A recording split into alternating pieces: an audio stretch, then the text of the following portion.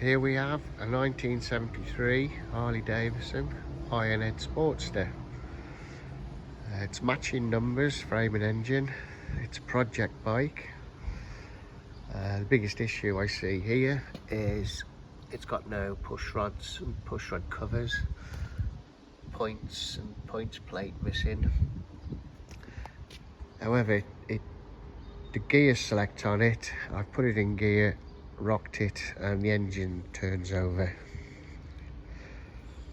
The brakes are all intact, but they're not working, they're quite stiff.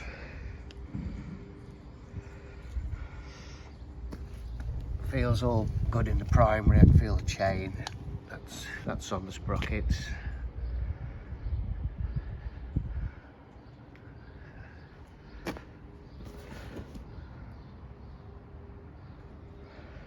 The seat's loosely fitted.